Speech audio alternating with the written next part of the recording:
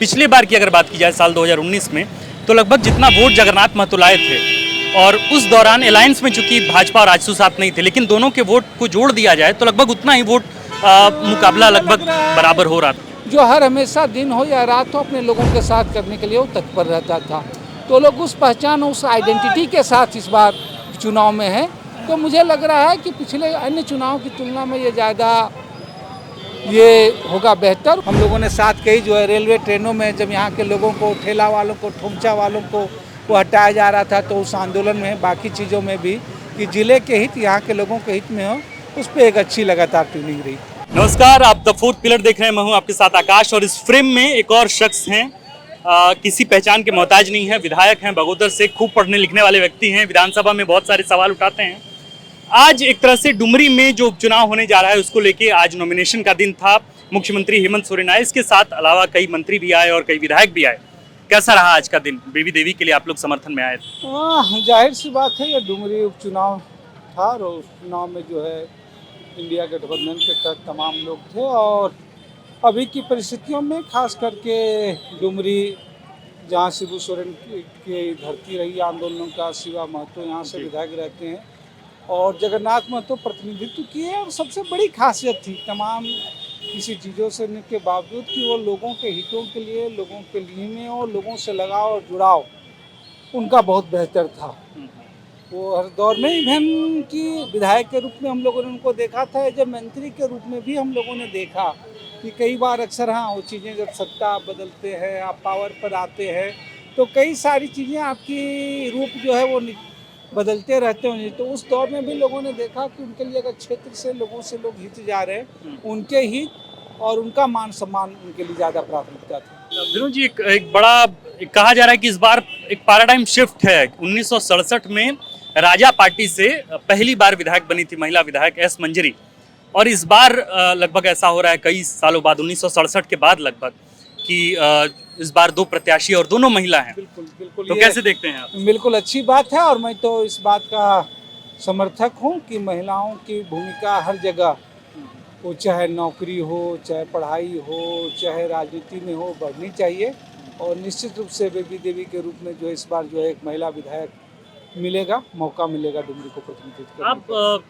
आप बतौर एक विधायक और इसके साथ साथ बतौर एक जनप्रतिनिधि के तौर पे आप इसको कैसे देखते हैं? ये मुकाबला टफ होगा, क्योंकि पिछली बार की अगर बात की जाए साल 2019 में, तो लगभग जितना वोट जगन्नाथ महतो लाए थे, और उस दौरान अलायंस में चूंकि भाजपा और आजसू साथ नहीं थे, लेकिन दोनों के वोट को जोड़ दिया जाए तो लगभग उतना ही वोट मुकाबला लगभग बराबर हो रहा था। तो इस बार मुकाबला टफ होगा, या आपको लग रहा है कुछ डाइवर्टेड? मुझे लग रहा है हर चुनाव अपने आप में अलग चुनाव होता है जी। किसी भी चुनाव की किसी चुनाव से कोई तुलना नहीं की जा सकती है। जगन्नाथ महतो थे, अलग थे, वो तीसरी बार लगातार उसमें चुनाव लड़ रहे थे, चौथी बार लड़ रहे थे, तो उसकी परिस्थितियाँ अलग थी। और ये उपचुनाव है, तो ये उपचुनाव में जब कोई व्यक्ति रहता है आपके सामने, तो आप उससे लड़ते भी हैं, उससे नाराजगियाँ भी रहती हैं, उन सब चीज़ों से भी होती है। लेकिन जब कोई व्यक्ति नहीं रहता, तो व्यक्ति की पहचान इससे होती है। मैं नहीं कह रहा हूँ वो चाहे विनोद सिंह हो, चाहे जगन्नाथ महतो या कोई हो, वो हर में कुछ पहलू होते हैं इसमें, लेकिन जब वो व्यक्ति रहता है तो आप उन चीज़ों से करते हैं। लेकिन अंततः जब वो नहीं होता है तो उसमें उस व्यक्ति की पहचान क्या थी, उस चीज़ों में महत्व किसका था, उस व्यक्ति में ज़्यादा मात्रा क्या थी, उस आइडेंटिटी के साथ आप जाते हैं। तो अंततः जगन्नाथ महतो की पहचान एक झारखंड के हितों के लिए, डुमरी के हितों के लिए, लोगों के हितों के लिए, यहाँ के स्थानीय तो लोगों के लिए वो एक पहचान, और एक वैसा व्यक्ति जो हर हमेशा दिन हो या रात हो अपने लोगों के साथ करने के लिए वो तत्पर रहता था। तो लोग उस पहचान, उस आइडेंटिटी के साथ इस बार चुनाव में हैं।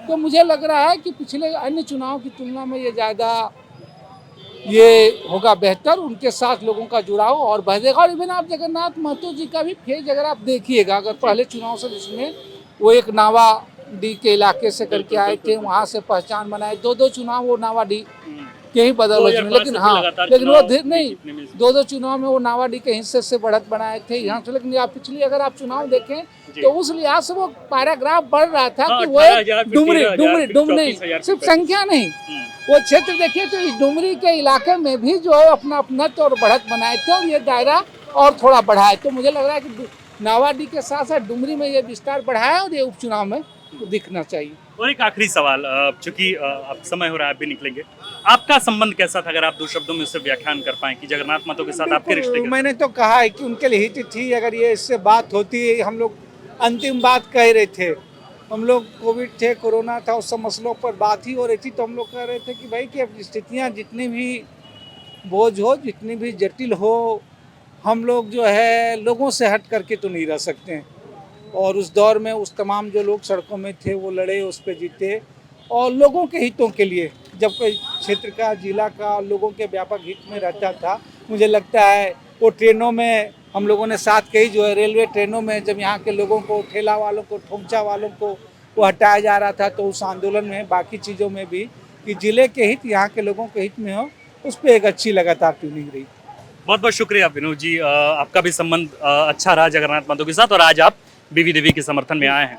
तो देखिए, वो एक राजनीतिक एक विरासत है जगन्नाथ महतो की, और उस विरासत का जिम्मा संभालने के लिए अब बेबी देवी आ रही हैं, जिन पर मुख्यमंत्री हेमंत सोरेन और आप ये कह सकते हैं कि जो इंडिया गठबंधन है, जो पूरा अलायंस है, वो समर्थन दे रहा है बेबी देवी को।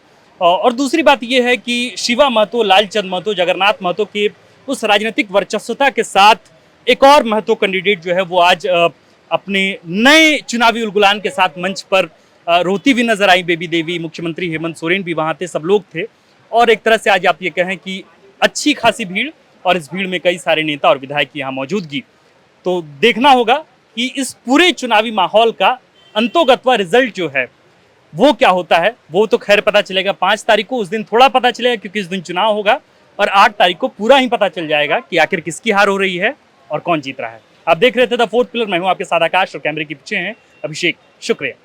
अगर आप चाहते हैं कि हमारे वीडियोस का नोटिफिकेशन आपको बिना देरी के मिलता रहे, तो आप इस चैनल को फॉलो और सब्सक्राइब जरूर कर लें। बाकी आप हमारे काम को लेकर कोई सुझाव हमें देना चाहते हो तो कमेंट बॉक्स में आप सादर आमंत्रित हैं। इसके अलावा हमारे वीडियोस आपको अलग अलग ठिकानों जैसे फेसबुक, इंस्टाग्राम, ट्विटर पर भी देखने को मिलेंगे, जिसके लिंक डिस्क्रिप्शन में डाल दिए गए हैं। शुक्रिया।